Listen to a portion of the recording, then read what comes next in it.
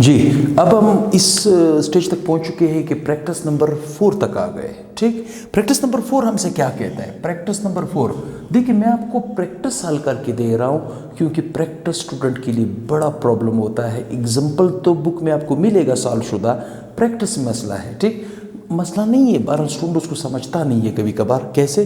जैसे मिसाल के तौर पे एन एल्यूमिनियम वायर, एक एल्यूमिनियम का तार है, ठीक है, कंटेन्स इतने एटम्स, कितने एटम्स? 5.5 ज़रब 10⁻25 एटम्स ऑफ एन एल्यूमिनियम। मतलब एक एल्यूमिनियम का वायर है, उसके अंदर एल्यूमिनियम के एटम्स कितने हैं? 5.5 ज़रब 10⁻25 एटम्स। अब वो आपसे क्या कह रहे हैं कि calculate the number of mole of aluminium. हमने नंबर ऑफ मोल के लिए निकालने के मैंने आपको 3 फार्मूले पिछले वीडियो में सिखा चुका हूँ। उसी वीडियो के अंदर जो नंबर ऑफ मोल का पहला फार्मूला नहीं बल्कि दूसरा फार्मूला क्या था? दूसरा फार्मूला हमारे पास था नंबर ऑफ मोल। क्या था? नंबर ऑफ मोल बराबर है नंबर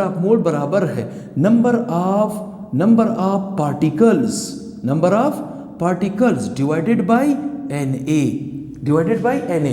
मतलब कहने का मतलब ये न्यूमेरिकल इस फार्मूले से हल होगा, लेकिन इस फार्मूले को भी मैं न्यूमेरिकल की हद तक सेट करूंगा। कैसे सेट करूंगा?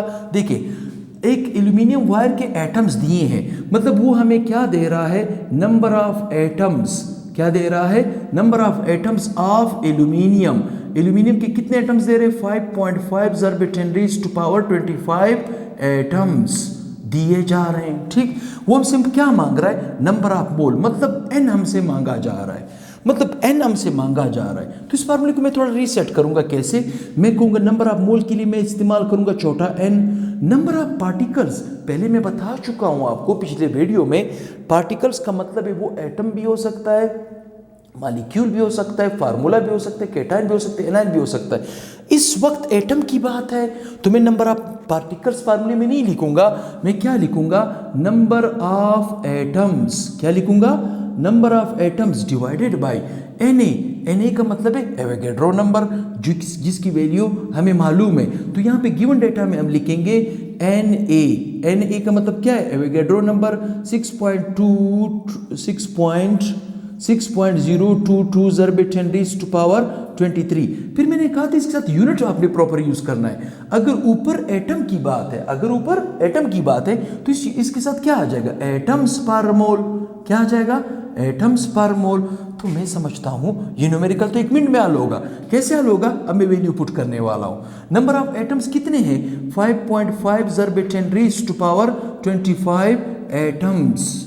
ठीक, डिवाइडेड बाय Na की वैल्यू मालूम है 6.022 ज़रब 10⁻23 एटम्स पर मोल। देखिए, इस नंबर के साथ एटम्स पर मोल आएगा। क्यों? क्योंकि ऊपर एटम की बात हो रही है, एटम्स की बात हो रही है, लिहाजा मैं इसके साथ क्या यूनिट लगाऊंगा? एटम्स पर मोल। तो कॉमन सेंस की बात है, एटम पर एटम को काट देगा।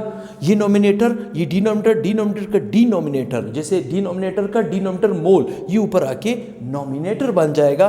तो मेरे पास आ जाएगा n बराबर है मोल में आंसर आएगा। ठीक, मोल में आंसर आएगा। पावर का कोई इशू नहीं है। देखिए 10 रेज़ टू पावर, ये 10 रेज़ टू पावर 25 है, ये 10 रेज़ टू पावर 23 है। ये 23 जब ऊपर आएगा तो ये 25 - 23 हो जाएगा। ठीक, हाँ, इशू है तो किसका इशू है? 5/5.5 किसका है? 5.5 डिवाइडेड बाई 6.022, जिसकी वैल्यू हमारे पास आएगी 0.913। डेसिमल के बाद कम से कम 2 डिजिट या 3 डिजिट को यूज किया जाता है, तो वैल्यू ये बन जाएगी। ठीक, इस वैल्यू को मैं रीसेट करूंगा। n बराबर है 0.913 ज़रब 10⁻। देखिए, +25 और -23, यह आंसर क्या आएगा? ट्रू। सिंबल किसका लगेगा? बड़े का लगेगा। तो मेरे पास आ जाएगा ट्रू। अब कॉमन सेंस की बात है, किसी वैल्यू को अगर हम एक्सपोनेंशियल नोटेशन में लेते हैं, या तो वो बहुत बड़ी वैल्यू हो या वो बहुत छोटी वैल्यू हो। मेरे ख्याल में अगर 10 रेज़ टू पावर 2 को मैं यहाँ से ख़त्म करूँ तो ये वैल्यू मेरे अफोर्डेबल होगी, मेरे कंट्रोल में होगी, मतलब मैं इसको इतनी बड़ी वैल्यू नहीं समझता, तो पावर में मैं इस वैल्यू को क्यों लिखूँ। लिहाजा हमने क्या करना है, इस 10 पावर को बिल्कुल ही ख़त्म करना है। ख़त्म करने के लिए मैं क्या करूँगा, पहले भी मैं आपको सिखा चुका हूँ कि पॉइंट को जब आप लेफ़्ट टू राइट ले जाओगे, या पॉइंट को जब आप राइट टू लेफ़्ट, जब लेफ़्ट टू राइट ले जाओगे 10 पावर माइनस होता जाएगा, राइट टू लेफ़्ट लाओगे तो 10 पावर प्लस होता जाएगा। यहाँ पे 10 पावर 2 है, अगर मैं -2 ले आऊँ, -2 की खातिर मुझे क्या करना होगा, डिसिमल को लेफ़्ट टू राइट कितने डिजिट जाना होगा, 2, तो ये डिसिमल आ जाएगा 1 2, लिहाजा आपके पास बन जाएगा n बराबर है 91.3। क्या बन जाएगा, 91.3। ये जो 10 पावर आपके पास बनेगा नॉट, 10 पावर नॉट की वैल्यू 1 है, 1 नहीं लिखी जाती, लिहाजा 10 ख़त्म हो जाएगा, आपके पास ये वैल्यू बन जाएगा मोल। तो ये आपके पास इसका आंसर रहेगा इस न्यूमेरिकल का। ठीक, अब दूसरा न्यूमेरिकल है सेकंड ये आपसे क्या कह रहा है, प्रैक्टिस नंबर 5। ठीक, ये कह रहा है how many number of molecules are present. ये मॉलिक्यूल्स मांग रहा है, इसका मतलब है नंबर ऑफ मॉलिक्यूल्स आपसे मांगा जा रहा है, क्वेश्चन मार्क। ठीक है, प्रेजेंट इन इतने मोला, मतलब नंबर ऑफ मोल आपको दे रहे हैं, एन दे रहा है 2.5 मोल आपको दे रहा है। ठीक, जरा सोचे, जो फार्मूले मैं आपको सिखा चुका हूं उन्हीं फार्मूले को मैं यहाँ पे यूज करने वाला हूं। ठीक, नंबर ऑफ मॉलिक्यूल्स मुझसे मांगा जा रहा है, मोल दे रहा है, वही फार्मूला है। फार्मूला क्या था, फार्मूला मेरे पास था नंबर ऑफ मोल, ठीक है, बराबर है number of particles divided by Na। इसका मतलब है गिवन डेटा में मुझे एक चीज का इजाफा करना होगा, वो किस चीज का, Na, जिसकी वैल्यू फिक्स है 6.022 ज़रब 10 पावर 23। लेकिन इसके साथ में यूनिट देखें, यहाँ पे मैंने Na की वैल्यू जब मैं इस्तेमाल करूंगा तो यहाँ पे नंबर ऑफ मॉलिक्यूल्स है, तो इसके साथ क्या आ जाएगा, मॉलिक्यूल्स पर मोल। यहां पे यही वैल्यू मैंने इस्तेमाल की थी, एटम्स पर मोल लिखा था, क्यों, क्योंकि एटम्स था। यहां पे मैं क्यों इस्तेमाल करूं मॉलिक्यूल्स पर मोल, क्योंकि मॉलिक्यूल्स की डिमांड हो रही है। ठीक, तो यही फार्मूला थोड़ा सा चेंज होगा, कैसे चेंज होगा, नंबर ऑफ मोल को मैं कहूंगा n, नंबर ऑफ पार्टिकल्स के लिए मैं क्या इस्तेमाल करूंगा, नंबर ऑफ मॉलिक्यूल्स, क्या इस्तेमाल करूंगा, नंबर ऑफ मॉलिक्यूल्स, ठीक, डिवाइडेड बाय व्हाट, Na। अब फार्मूला आपके पास तैयार हो चुका है, इसी को यूज करोगे तो ये न्यूमेरिकल हल हो जाएगा। कैसे, देखिए मुझसे नंबर ऑफ मॉलिक्यूल्स मांगा जा रहा है, ये मांगा जा रहा है क्वेश्चन मार्क। ठीक, तो इस Na का यहाँ पे क्या काम, इसको इस तरफ ले आए, इस तरफ लाने के लिए मैं क्या करूंगा, यहाँ पे भी Na से मल्टीप्लाई करूंगा, यहाँ पे भी मैं Na से मल्टीप्लाई करूंगा। ठीक है, Na को काट देगा, यहाँ पे फार्मूला बन जाएगा नंबर ऑफ मॉलिक्यूल्स बराबर है n ज़रबे Na।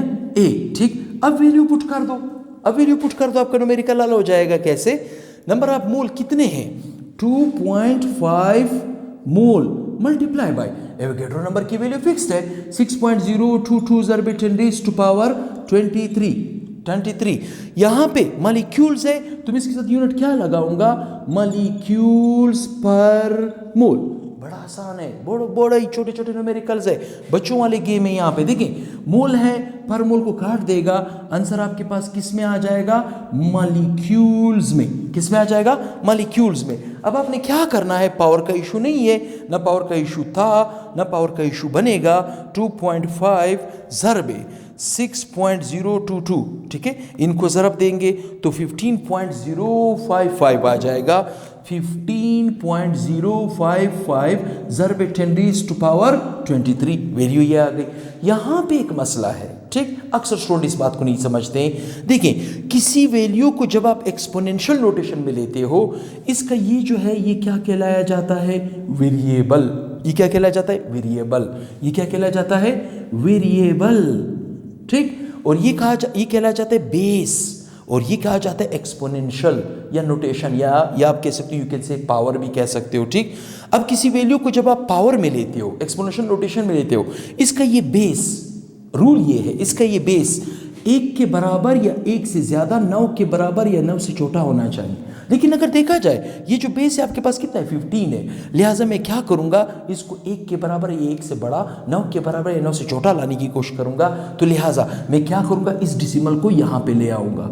जब मैं इस डिसिमल को यहाँ पे लाऊँगा तो ये बन जाएगा 1.5055 ज़रब 10 रेज़्ड टू पावर 23 तो पहले से था। डिसिमल को कहाँ रहा है राइट टू लेफ्ट, यहाँ पे मैं सिखा चुका हूँ राइट टू लेफ्ट लाओगे तो पावर क्या होता जाएगा प्लस, यहाँ पे एक डिसिमल इस तरफ लाओगे तो +1, तो वैल्यू क्या बन जाएगी, वैल्यू आपके पास इस तरह बनेगी, यहाँ पे मैं अलग से लिख रहा हूँ ठीक। वैल्यू आपके पास बन गई नंबर ऑफ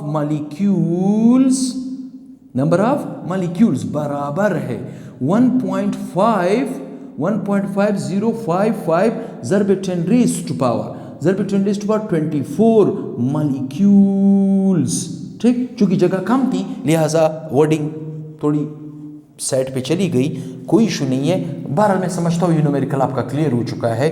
अब दूसरी तरफ आते प्रैक्टिस नंबर 6 की तरफ आते। प्रैक्टिस नंबर 6 में ये क्या कह रहा है ठीक, ये थोड़ा सा लंबा न्यूमेरिकल है उनके मुकाबले में, थोड़ा सा लंबा न्यूमेरिकल है, डरने की बात नहीं, आसान है। क्योंकि इसके अंदर हम दूसरे मोल के जो दूसरा फार्मूला था उस दूसरे फार्मूले में हम पहला फार्मूला डालेंगे तो हो सकता है तीसरा फार्मूला हमारे पास बन जाए। हमने जस्ट ये करना है, कैसे calculate the number of water molecule, मतलब ये क्या है नंबर ऑफ वाटर मॉलिक्यूल मांग रहा है। मैं यहाँ पे लिख रहा हूँ नंबर ऑफ मॉलिक्यूल्स मुझसे मांगा जा रहा है क्वेश्चन मार्क ठीक। नंबर ऑफ मॉलिक्यूल मुझसे मांगा जा रहा है इन 1 कप ऑफ वाटर, एक चाय का कप है उसके अंदर पानी है, वो कह रहे कि इसके अंदर कितने मॉलिक्यूल्स होंगे, सवाल पूछ रहा है वो। Having a mass equal to, मतलब इसका गिवन मास दिया जा रहा है कितना, तो इसका मतलब गिवन मास आपको दिया जा रहा है 200 ग्राम। कितना दिया जा रहा है 200 ग्राम ठीक। मॉलिक्यूल्स मांग रहा है।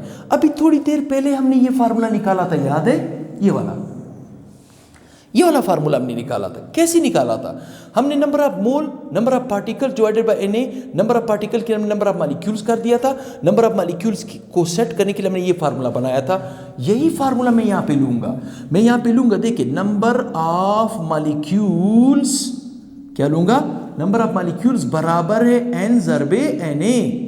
क्या चीज है n ज़रबे Na।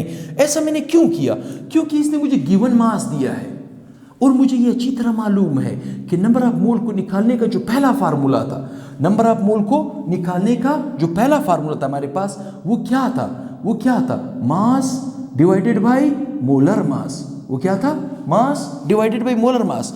इसका मतलब है कि मास कौन सा हो सकता है, वो गिवन मास भी हो सकता है, वो रिक्वायर्ड मास भी हो सकता है। वो कितना हो सकता है, गिवन मास भी हो सकता है, रिक्वायर्ड। यहाँ पे तो मुझे दे रहा है, इसका मतलब है मैं इस फार्मूले में थोड़ी एडिशन करूंगा। इस n की जगह मैं क्या लिखूंगा, given mass divided by molar mass ज़रबे Na ठीक। इसका मतलब है कि डेटा लिखते वक्त भी मुझे ये पता होना चाहिए कि Na की वैल्यू फिक्स्ड है, कितनी है वो ये एवोगाड्रो नंबर है ठीक। यहाँ पे मॉलिक्यूल्स है तो मैं यहाँ पे लिखूंगा मॉलिक्यूल्स पर मोल, ये गिवन डेटा था ठीक। अब मैंने इसके अंदर वैल्यू पुट करनी है ठीक। गिवन मास कितना है 200 ग्राम, कितना है 200 ग्राम। मोलर मास कितना है, मोलर मास है किसका, ये तो वाटर है। इसका मतलब है मोलर मास ऑफ वाटर हमें पता होना चाहिए 18 ग्राम पर मोल है। कितना है 18 ग्राम पर मोल है, तो मैं लिखूंगा 18 gram per mole multiply by 6.022 ज़रबे 10 रेज़्ड टू पावर 23। यहाँ पे मैं क्या लिखूंगा, मॉलिक्यूल्स पर मोल ठीक है। देखिए ग्राम को काट देगा, डिनोमिनेटर का डिनोमिनेटर ऊपर आके नोमिनेटर बन जाएगा, वो इस डिनोमिनेटर को काट देगा ठीक। आंसर किस में आएगा, मॉलिक्यूल्स में आएगा। किस में आएगा, मॉलिक्यूल्स में। अब देखिए यहाँ पे ये वैल्यू इस पे तकसीम हो रही है, इसके साथ ज़रब कर रही है, तो रूल ये कहते हैं डाइम्स रूल, डिवीजन पहले होता है मल्टीप्लिकेशन बाद में होता है। तो पहले मैं क्या करने वाला हूँ, इसको इस वैल्यू पर डिवाइड करने वाला हूँ। क्या करने वाला हूँ, इसको इस वैल्यू पे डिवाइड करने वाला हूँ। 200 डिवाइडेड बाई 18 ठीक है, 200 डिवाइडेड बाई 18, ये आपके पास कितना बन जाएगा, 200 डिवाइडेड बाई 18, ये कितना बन जाएगा आपके पास, ये आपके पास बन जाएगा 11.11 ज़रबे 6.022 ज़रबे 10 रेज़्ड टू पावर 23। अब इन दोनों वैल्यू को मल्टीप्लाई कर दो, ठीक। अब इन दोनों वैल्यू को क्या कर दो, मल्टीप्लाई। 1.11 मल्टीप्लाई बाय 6.022, ठीक है। ये आपके पास बन जाएगा 66.90 ज़रब 10⁻⁻23। अब वही मसला है, फिर पावर है, लेकिन यहाँ पे देखा जाए ये जो वेरिएबल है ये 1 के बराबर, 1 से बड़ा और 9 के बराबर, ये 9 से छोटा होना चाहिए। ये तो 66 है, लिहाजा मुझे क्या करना होगा, डिसिमल को इधर लाना होगा। जब डिसिमल को मैं इधर लाऊंगा तो ये बन जाएगा 6.690 ज़रब 10⁻⁻, ज़रब 10⁻23 क्या बन जाएगा, 24। क्या बन जाएगा, क्योंकि डिसिमल को राइट टू लेफ्ट लाऊंगा तो पावर क्या होता जाएगा, पॉजिटिव। क्या होता जाएगा, पॉजिटिव। तो वाली की वैल्यू क्या बन जाएगी, मॉलिक्यूल्स पर मॉलिक्यूल्स आपके पास निकल आएंगे वाटर के। किसके निकल आएंगे, वाटर के मॉलिक्यूल्स आपके पास निकल आएंगे, वाटर के मॉलिक्यूल्स आपके पास निकल आएंगे, ठीक है। वाटर के मॉलिक्यूल्स आपके पास निकल आएंगे, ठीक। तो उम्मीद करता हूँ आपको ये न्यूमेरिकल्स के प्रैक्टिस बहुत अच्छे लगे होंगे।